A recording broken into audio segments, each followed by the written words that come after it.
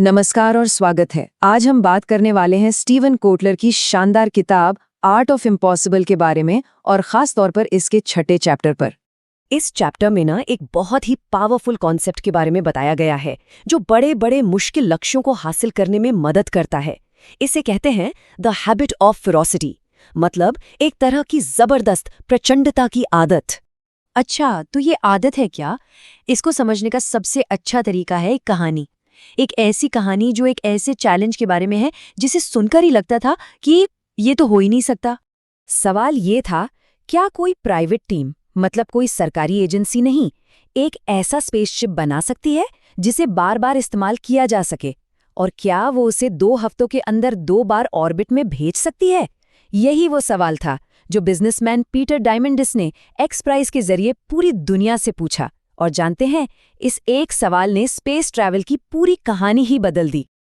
अब देखिए, उस वक्त के जो बड़े बड़े एक्सपर्ट्स थे ना, उनका क्या कहना था। सबने एक सुर में कहा, ये तो बिल्कुल नामुमकिन है। नासा ने कहा, भाई इसमें तो अरबों डॉलर का खर्चा आएगा। और जितनी भी बड़ी बड़ी एरोस्पेस बनाने वाली कंपनियां थीं, उन्होंने तो हाथ ही खड़े कर दिए। डायमंडीज ने चैलेंज के लिए $10 मिलियन का इनाम रखा, और फिर जो हुआ वो कमाल था। 10 साल भी नहीं लगे और डिजाइनर बर्ट रूटन की टीम ने स्पेसशिप 1 बनाकर ये कर दिखाया। कुल खर्चा कितना आया? करीब $25 मिलियन। सोचिए, जहां अरबों डॉलर की बात हो रही थी, वहां ये काम इतने कम पैसों में हो गया। तो सवाल ये उठता है कि आखिर ये असंभव काम हुआ कैसे? देखिए, ये सिर्फ पैसे या टेक्नोलॉजी की बात नहीं थी। इसके पीछे थी एक खास तरह की सोच, एक जबरदस्त माइंडसेट। ये वही माइंडसेट है जो उन लोगों में होता है जो नामुमकिन को मुमकिन बनाने की जिद रखते हैं। तो चलिए अब इस माइंडसेट को थोड़ा और गहराई से समझते हैं। लेखक ऐसे लोगों को इम्पॉसिबल स्टॉकर कहते हैं, यानी असंभव का पीछा करने वाले। और उनके मुताबिक इन लोगों में 3 खास बातें होती हैं। सबसे पहली चीज है एक बहुत बड़ा सपना, एक विजन। दूसरा है फ्लो। ये वो स्टेट है जब आप अपने काम में इतने डूब जाते हैं कि दुनिया जहान की कोई खबर नहीं रहती। लेकिन जो तीसरी चीज है ना, वही है असली गेम चेंजर। वही है जो आपको लंबे समय तक मैदान में टिकाए रखती है।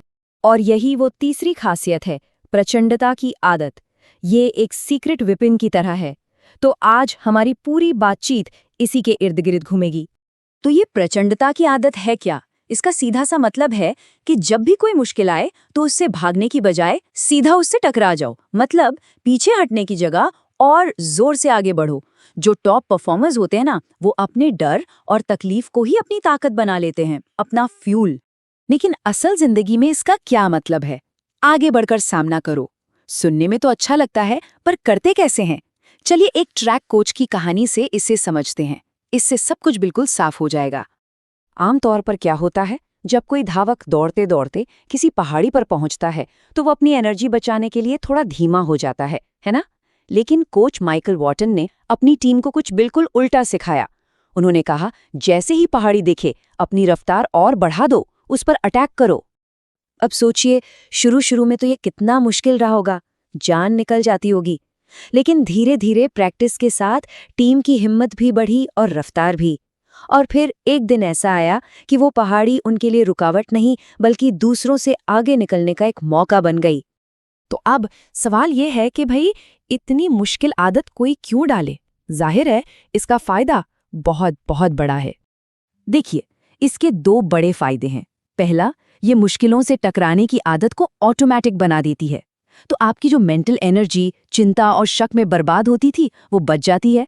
और दूसरा, ये आपको अपने कंपटीशन से समय के मामले में बहुत बड़ी बढ़त देती है। इसका हिसाब लगाना भी बड़ा मजेदार है। जरा सोचिए, अगर आप हर दिन सिर्फ 20 या 30 मिनट एक्स्ट्रा लगाते हैं, थोड़ा और जोर लगाते हैं, तो साल के अंत में ये 100 घंटे से भी ज्यादा हो जाते हैं। इसका मतलब क्या हुआ? हर साल आपके पास अपने कंपटीशन से पूरे 5 दिन ज्यादा हैं। यही है हिम्मत का कंपाउंड इंटरेस्ट। मतलब आपकी ये रोज की थोड़ी थोड़ी ज्यादा मेहनत लंबे समय में आपको दूसरों से बहुत बहुत आगे ले जाती है। और पीटर डायमंडिस ने क्या खूब कहा है, पहले ये पता लगाओ कि तुम किस चीज के लिए अपनी जान दे सकते हो और फिर उसी के लिए अपनी पूरी जिंदगी लगा दो। मतलब इतनी मेहनत करने के लिए एक बहुत मजबूत वजह, एक गहरा मकसद होना जरूरी है। तो ठीक है, सब समझ आ गया, लेकिन ये कैसे पता चलेगा कि हम ये आदत सच में अपना रहे हैं या नहीं? इसके प्रोग्रेस को कैसे नापे? इसका जवाब बहुत सीधा और सुंदर है। जब आप कभी बैठे हों और अपने किए गए कामों के बारे में सोचें और आपकी अपनी ही उपलब्धियों की लिस्ट आपको हैरान कर दे, तो समझ जाइएगा कि आप सही रास्ते पर हैं। तो ये थी द हैबिट ऑफ फेरोसिटी पर हमारी आज की चर्चा। आर्ट ऑफ इम्पॉसिबल के इस शानदार सफर में और भी कई राज छिपे हैं। उन्हें जानने के लिए हमारे साथ बने रहिएगा अगले हिस्से में। देखने के लिए बहुत बहुत शुक्रिया। Welcome to The Explainer. Today, we're diving into a really powerful concept called the habit of ferocity. It comes straight from the 6th chapter of the book, The Art of Impossible. And trust me, it might just change how you look at every single challenge you face. Okay, so to really get our heads around this idea, we've got to start with a challenge that seemed completely, and I mean utterly, impossible. And look, that wasn't just some casual opinion. Nope. That was the definitive final word from the world's leading experts on one of the boldest ideas of the entire 20th century. When everyone agrees something is impossible, How in the world do you prove them all wrong? That's the big question we're unpacking today. What is the mindset that turns a universal can't be done into a history-making achievement? So, our story kicks off with this guy, Peter Diamandis, and he had this audacious, some might even say crazy idea. Offer a $10 million prize to the first private team that could build a spaceship, fly it to the edge of space, and then do it all over again within just 2 weeks. yeah, you can imagine how the establishment reacted. NASA basically said, nope, can't be built. Aerospace manufacturers said it would cost billions and take tens of thousands of engineers. The consensus was crystal clear. This was a total fantasy. And yet, it happened. Less than a decade later, a small team led by the Maverick designer Burt Rutan did just that with Spaceship One. So what's the deal? What separates the people who achieve the impossible from, well, everyone else? Let's take a look. Well, based on all the research in the book, people who consistently pull off these incredible feats, these impossible stalkers as they're called, they all tend to share 3 core characteristics. First, they have a massive, world-changing vision. Second, they have the ability to tap into that peak performance state we call flow. But the third one, and this is the one we're really digging into today, is what the book calls the habit of ferocity. So, what exactly is this habit? And why is it considered the secret weapon for turning impossible goals into actual reality? At its very core, ferocity is like an instinct. It's a trained, automatic ability to not just face down a challenge, but to instinctively lean right into it, without a single moment of hesitation. And this is the absolute key. For these top performers, this isn't some big, conscious choice they have to make every time. It's so well-trained that their grit reflex kicks in before their brain can even start to register doubt or try to talk them out of it. But why does this work so incredibly well? You know, the power of this habit isn't just some mindset trick. It's actually hardwired right into our psychology and our biology. Psychologically, it's built on a simple truth. Under pressure, we don't rise to our expectations, we sink to the level of our training. Ferocity just automates that response. And biologically, it is a total game changer. It lets you take all that anxious, nervous energy from a challenge and convert it directly into fuel for forward motion. Let me give you a real-world example from the book that makes this crystal clear. There's this track coach who had his runners do something that sounds kind of counterintuitive when they were on these grueling hills.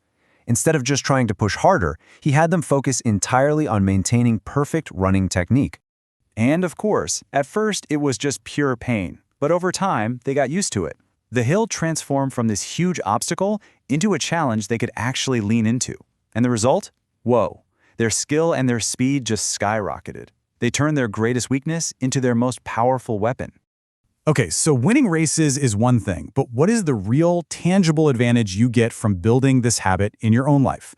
What does this actually mean for you?